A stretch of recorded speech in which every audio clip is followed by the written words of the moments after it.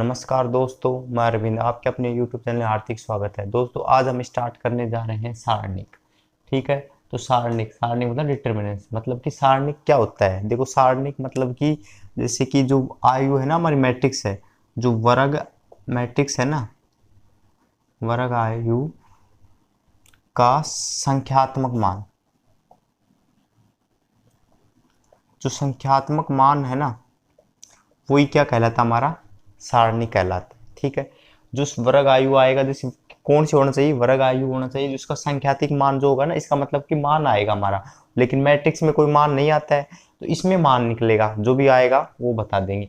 तो इसको जैसे हम व्यक्त करते हैं, या तो हम डेल्टा से व्यक्त कर सकते हैं, या कह सकते हैं कि डिटर्मिनेंट है तो इसको मतलब कि ए के रूप में ऐसे व्यक्त कर सकते हैं, या हम इसे दो डंडी सीधी खींच के ऐसे व्यक्त करते हैं, जैसे कोई भी होगा ये ऐसे, मतलब इस तरह से हम व्यक्त करते हैं, या तो डेल्टा के रूप में व्यक्त करते हैं, या डिटरमिनेंट मतलब डी टी ए, या ऐसे दो डंडे खींच के बीच में ए। इस तरह से इसको हम व्यक्त कर सकते हैं, ये सारणी को हम व्यक्त कर सकते हैं। ठीक है, अब जैसे कि सारणी की, जैसे कि ये 2x2 का है, जैसे कि A1 A12 A21 और A22, ये हो गया।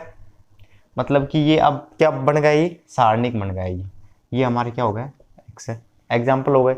अब जैसे 3x3 का भी हो सकता है, जैसे कि A1 A12 A13 A21 A22 A23 A31 A32 A32 और A33।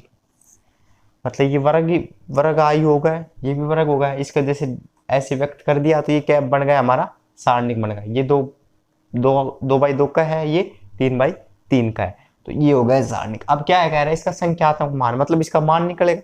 अब वो मान कैसे निकालते हैं वो देख लो। देखो अब देखो क्या है, देखो ये है ना, ये हमारा क्या हो गया है, देखो ये क्या है, ये हमारा होता है मुख्य विकर्ण। क्या होता है, मुख्य विकर्ण।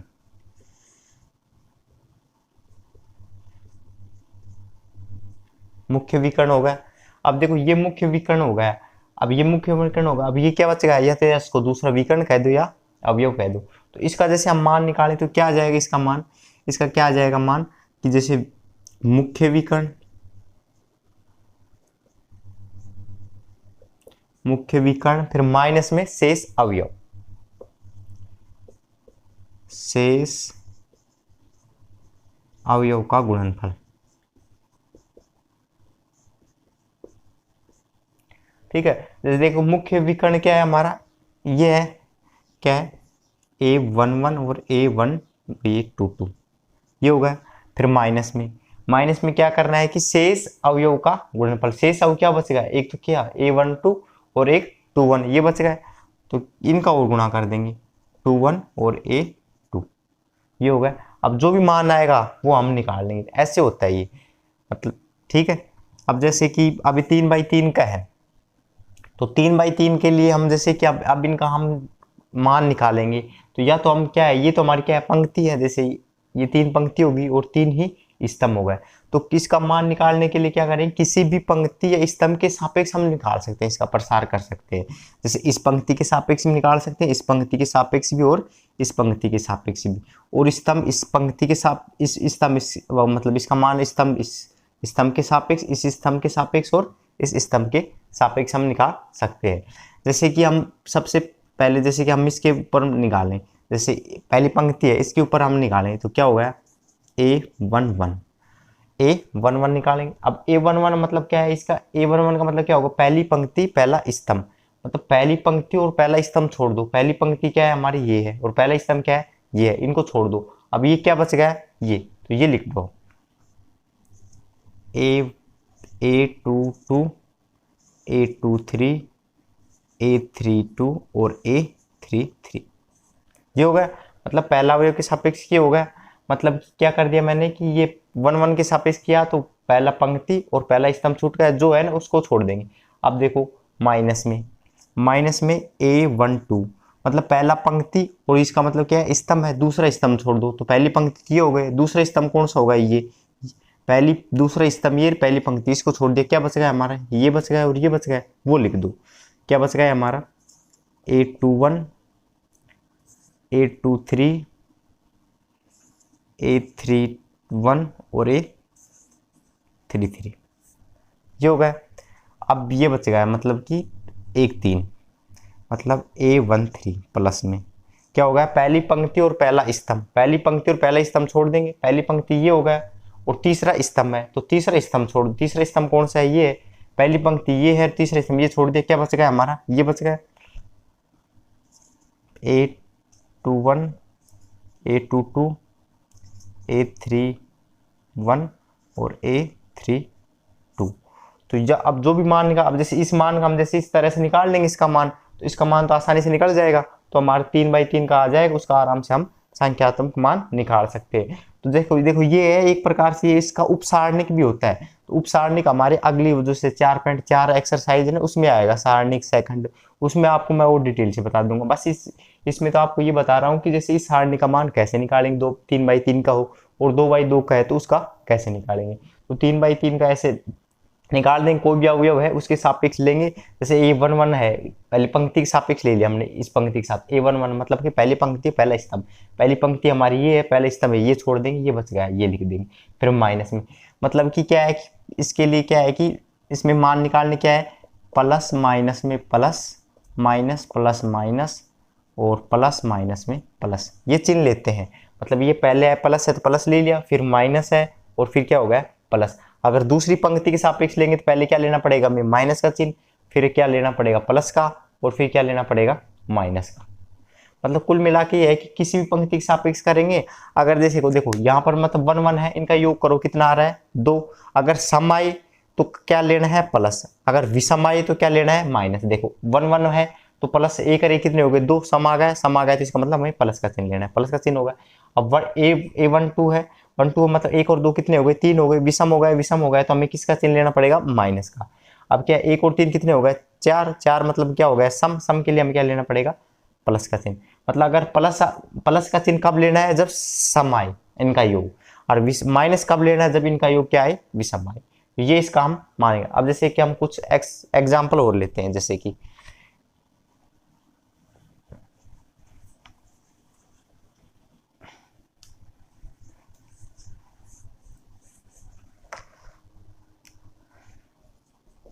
कि देखो कोई भी सारणिक है, जैसे कि 3 5 4 और 6 ये है। अब इसका हमें मान निकालना है, तो इसका मान निकालने के लिए क्या बताया था मैंने, मुख्य विकर्ण क्या है ये है, इनको तो आपस में गुणा कर देंगे, 6 गुणा में 3, तो मतलब कि 3 गुणा में 6 हो गए मुख्य विकर्ण। माइनस में शेष अवयव क्या बच गया 5 और 6 बच गए, मतलब कि 4 और 5, तो 4 गुणा में 5 तो कितना हो गया 18, माइनस में 4 5 कितने हो गए 20, कितना बच गया माइनस का 2। ये आ गया हमारा मान 2। इस जो सारणिक है उसका मान क्या आ गया माइनस का 2। इस तरह करना है 2/2 का, मतलब मुख्य विकर्ण को आपस में गुणा करेंगे, बच गया जो माइनस में शेष अवयव।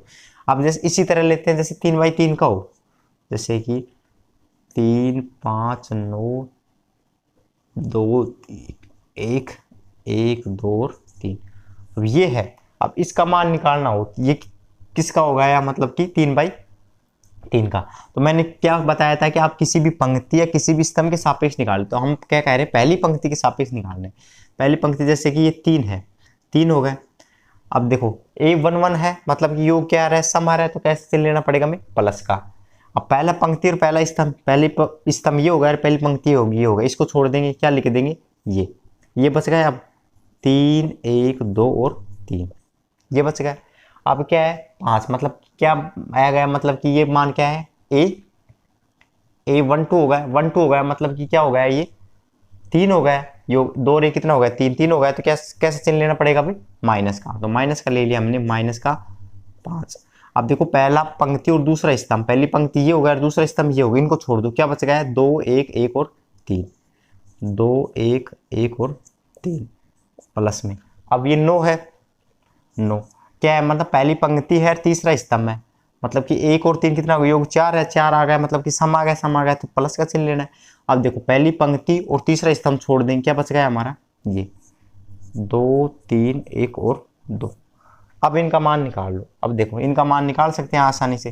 देखो 3 तिया कितना हो जाएगा, मुख्य इसको आपस में गुणा करना, मुख्य 3 तिया कितना होगा 9 माइनस में, अब इनको आपस में करेंगे कितना आ जाएगा 2 माइनस का 5, इसको इससे गुणा करेंगे कितना आ गया 6, और एक को एक से करेंगे कितना आएगा माइनस का 1। अब ये प्लस में 9 है, अब 2 को 2 से करेंगे कितना आ जाएगा 4, और 3 को 1 से करेंगे कितना आ जाएगा 3। ठीक है, अब ये निकाल सकते हैं 9 में से 2 गया तो कितना बच गया 7, 7 को 3 से करेंगे कितना हो गया 21। ये 6 में से गया तो 5, 5 को 5 से करेंगे माइनस का 25, मतलब कि 4 में से 1 गया 3 गया तो कितना बच गया 1, 1 को 9 से करेंगे तो 9। अब कितना हो गया, मतलब कि 21 और 9 कितने हो गए 30, 30 में से 25 गया तो कितना आ गया 5। तो हमारा सारणी का मान कितना आ गया 5, ये 3/3 का है। तो अब कैसा भी प्रश्न आए 2/2 का पूछे या 3/3 का पूछे तो हम आसानी से सारणी का मान निकाल लेंगे। ठीक है, समझ में आ गया। अब हम करते हैं कि एक्सरसाइज 4.1 के कुछ क्वेश्चन है वो करते हैं। देखो हमने अब सारणी का मान कैसे निकालते हो अपने पढ़ लिया। अब हम करते हैं इसके क्वेश्चन। देखो पहला क्वेश्चन है, ये सारणी का है, इसका मान पूछ रहा है। तो मैंने सारणी का मान निकालने के लिए देखो क्या बताया था मैंने कि जो मुख्य विकर्ण है उसको आपस में, मुख्य विकर्ण क्या है 2 और 1 है, 2 और -1।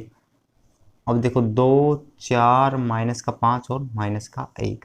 अब ये इसका मान निकालने के लिए क्या बताया, मुख्य विकर्ण को आपस में गुणा करेंगे, 2 को -1 से गुणा करेंगे, 2 गुणा में -1, और बच गया शेष अवयव को आपस में और गुणा कर देंगे, माइनस में 4 गुणा में माइनस का 5, 2 को -1 से करें कितना होगा माइनस का 2, 4 को, अब देखो r माइनस है, ये माइनस माइनस क्या होगा प्लस का 4 पंजू 20, तो कितना बच गया 20 में से माइनस का 2 गया तो 18। तो ऐसे आ गया इसका विकर्ण का मतलब कि सारणिक का मान 18। अब ऐसे क्वेश्चन नंबर 2 है, 2 का हम, ये पहले क्वेश्चन होगा। अब हम करते हैं क्वेश्चन नंबर 2। 2 में 2 पार्ट दे रखे हैं, जैसे कि देखो ये पहला मतलब कि कोस थीटा माइनस में साइन थीटा, साइन थीटा और कोस थीटा। ठीक है, अब देखो इसका मान निकालना है। मान निकालने के लिए क्या बताया था, मुख्य विकर्ण को आपस में गुणा करना है। इसको इससे करेंगे तो क्या हो जाएगा कोस स्क्वायर में एक कोस स्क्वायर थीटा, कोस कोस क्या हो जाएगा कोस स्क्वायर थीटा, फिर माइनस चिन्ह लेना ही है। अब देखो साइन को साइन से करेंगे क्या हो जाए साइन स्क्वायर, लेकिन बाहर माइनस से है ही तो क्या है साइन स्क्वायर थीटा। अब क्या होगा cos square theta minus minus क्या हो गया प्लस साइन स्क्वायर थीटा। देखो cos square theta plus sine square theta का मान कितना होता है 1, क्या आ गया हमारा मान 1। ये हो गया पहला क्वेश्चन। अब हम करते हैं question number 2।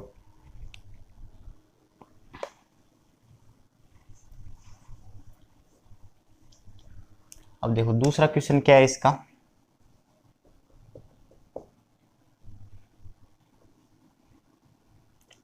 X square plus में एक्स प्लस 1 और एक्स माइनस 1 और x प्लस 1 और x प्लस में 1, ये है।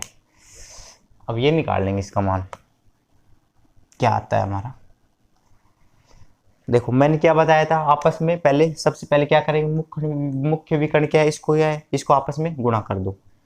क्या हो गया देखो एक्स स्क्वायर प्लस में x प्लस 1 और x प्लस में 1 आपस में गुणा कर दिया माइनस में। अब शेष अवयव क्या बच गया हमारा x प्लस 1 को किससे गुणा करेंगे x माइनस 1 को। कुल मिला के ये है, इसको इससे गुणा कर रहे हैं, इसको इससे गुणा कर रहे हैं, बीच में किसका चिन्ह लगाना है माइनस का। अब देखो सबसे पहले x को इन सभी से गुणा करना पड़ेगा, तो x को मैंने इससे किया तो क्या हो गया एक्स क्यूब प्लस में एक्स स्क्वायर प्लस में x से गुणा कर दिया। अब 1 से गुणा करेंगे सेम आ जाएगा, ये क्या हो गया एक्स स्क्वायर प्लस में एक्स प्लस में 1, ये हो गया। अब माइनस, अब देखो x को मतलब कि क्या हो गया देखो x प्लस 1 है और x माइनस 1 है, तो a plus b a minus b क्या सूत्र होता है a स्क्वायर माइनस में b स्क्वायर, मतलब क्या होगा एक्स स्क्वायर माइनस में a स्क्वायर। ठीक है, अब देखो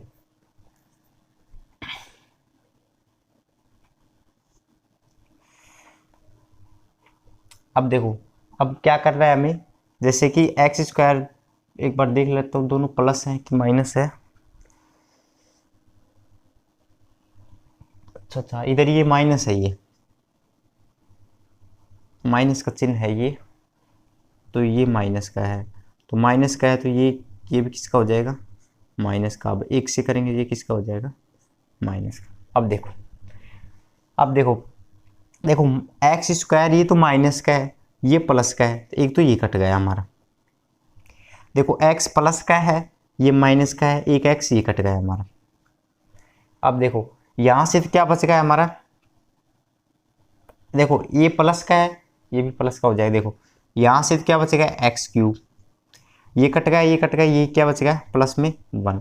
अब माइनस को अंदर से गुणा कर देंगे तो ये किसका हो जाएगा, माइनस का एक्स स्क्वायर, माइनस माइनस क्या हो गया प्लस में 1, तो क्या हो गया एक्स क्यूब माइनस में एक्स स्क्वायर, और एक कितने हो गया 2। तो ये आ गया हमारा इसका सारणी का मान, क्वेश्चन नंबर 2 का 2।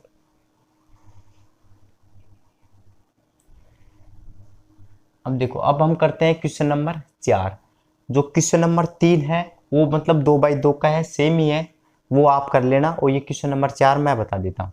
देखो हमारा ए का मान ये दे रखा है कि ये दर्शाना है कि इसके बराबर ये होता है, ठीक है। तो एक बार LHS ले लेंगे, एक बार RHS ले लेंगे, दोनों बराबर आ जाएंगे, हम कह देंगे आपस में क्या है, बराबर है। तो ये ए का मान है, तो हमें क्या चाहिए, सबसे पहले 3A चाहिए, और मतलब कि ए का, तो सबसे पहले 3A मतलब 3A निकाल लेते हैं। तो 3 से गुणा कर देंगे एक को, तो 3 को ए से गुणा करेंगे तो क्या हो जाएगा 3, ये क्या है 1 0 1 0 1 2 0 0 और 4। अब देखो 3 से गुणा किया है तो 3 से सभी से गुणा कर देंगे, क्या आ जाएगा 3 0 3 0 3 6 0 0 और 12। 3 से सभी से गुणा कर दिया, ये हो गया। अब हमारा LHS क्या है, मतलब कि 3A का सारणिक निकालना है। तो 3A है, इसका क्या निकालना हमें, सारणिक है। 3A का मान हमारा ये है, इसका सारणिक निकालना है, मतलब कि 3 0 3 0 3 6 0 0 और 12। अब 3/3 का हो गया, 3/3 का मैंने बताया था आप किसी भी पंक्ति या किसी भी स्तंभ के सापेक्ष निकाल सकते हैं, तो मैं पहली पंक्ति ले रहा हूँ।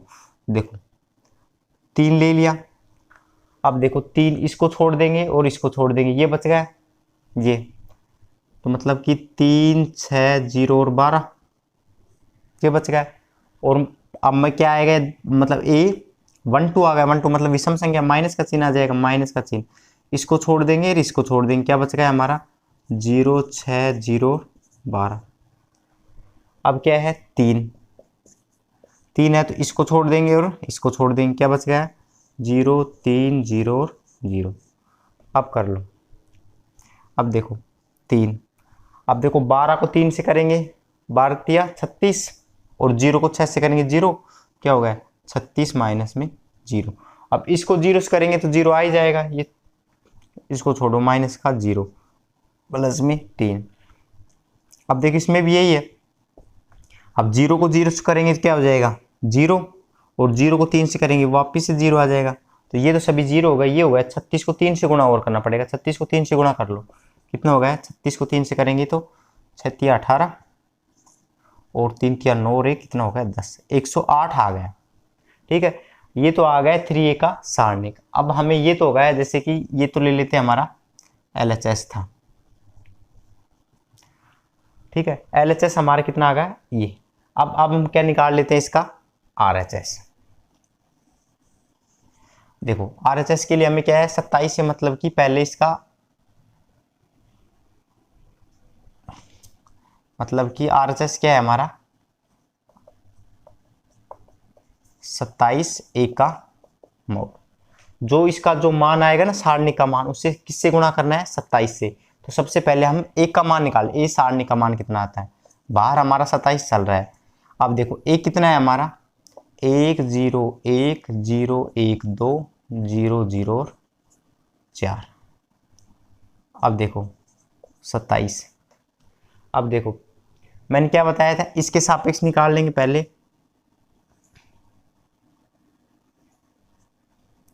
अब देखो 1 है 1, अब देखो इसको छोड़ देंगे इसको छोड़ देंगे, क्या बच गया हमारा, ये बच गया 1 2 0 और 4।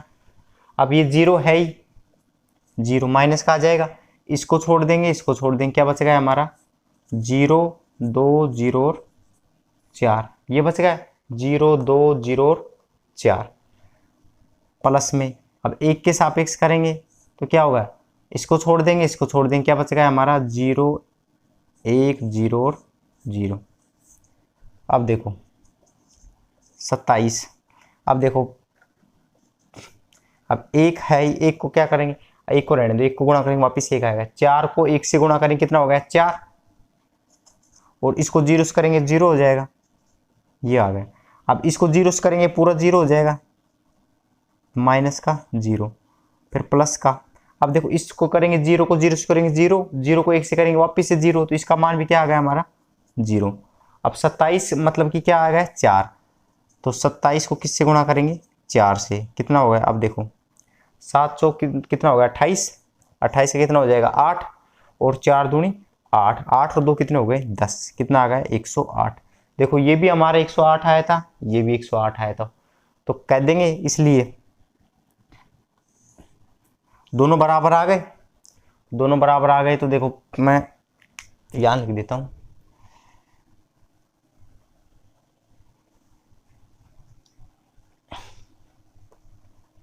क्या आ गया हमारे दोनों बराबर आ गए, इसलिए क्या हो गया LHS बराबर क्या हो गया RHS। मतलब LHS तो क्या था, इसके बराबर में ये दोनों बराबर आ, तो यही बताना था कि ये दोनों आपस में क्या होते हैं बराबर। ठीक है, अब देखो हम करते हैं क्वेश्चन नंबर 7। ठीक है, अब देखो क्वेश्चन नंबर 7 है, इसके 2 पार्ट हैं, इसमें क्या है x का मान पूछ रहा है, तो एक मैं बता देता हूँ, एक खुद कर लेना, सेम है दोनों। अब देखो इसके बराबर ये दे रखा है सारणी का मान, तो सारणी का मान ये है कि हम क्या कहते हैं, जैसे कि मैट्रिक्स आता था, मैट्रिक्स में क्या कर देते हैं, इसके बराबर ये होता है, इसके बराबर में ये होता है, तो मतलब कि 2x बराबर 2 ले ले तो x का मान कितना आ जाता है 1। लेकिन अब ये क्या है सारणी के रूप में है, तो सारणी के रूप में ये ऐसा नहीं है कि ये इसके बराबर होता है, ये इसके बराबर होता है, ऐसा नहीं करना है। ऐसा क्या किस में करना है, ओनली मैट्रिक्स में ही करना है। तो हमें क्या करना है, इस सारणी का इसको मान निकालना पड़ेगा, तो हम इसका मान निकाल लेते हैं।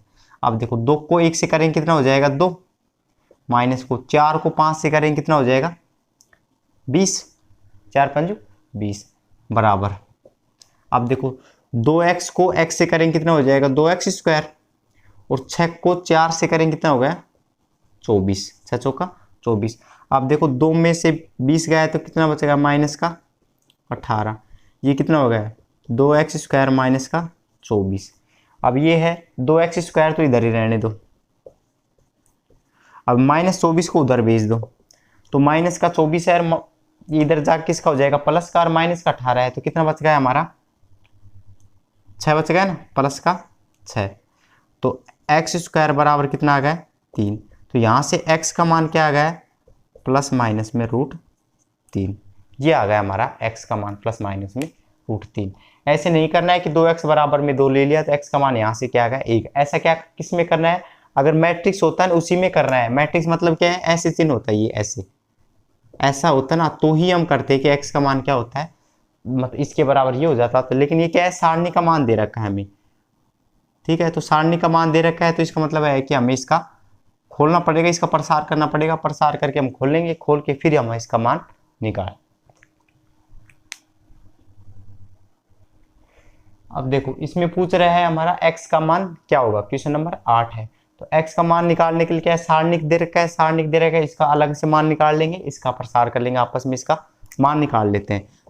अब देखो इसका सांख्यिक मान क्या होगा, देखो x को x से करेंगे, इसको इससे गुणा करना है, माइनस में इसको इससे करना है, इसको इससे करेंगे क्या होगा x स्क्वायर, और इसको इससे करना है, 18 दूनी कितना हो गया 36 माइनस का 36।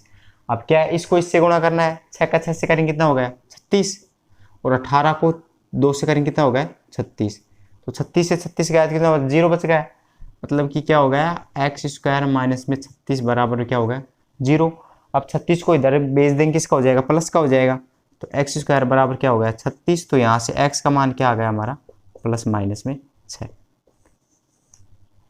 x का मान क्या आ गया, कुछ नहीं किया है, इसका है ना सारणी का मान निकाला है, तो इसको x से करेंगे, इसको इससे करेंगे, मतलब मुख्य विकर्ण मतलब माइनस में शेष अवयव आपस में गुणा करेंगे। ये हो गया, ये हमारी कंप्लीट हो गई है 4.1 एक्सरसाइज पूरी। ठीक है दोस्तों, अगर वीडियो हमारा पसंद आए तो लाइक करें, शेयर करें और सब्सक्राइब जरूर कर ले। थैंक यू, धन्यवाद।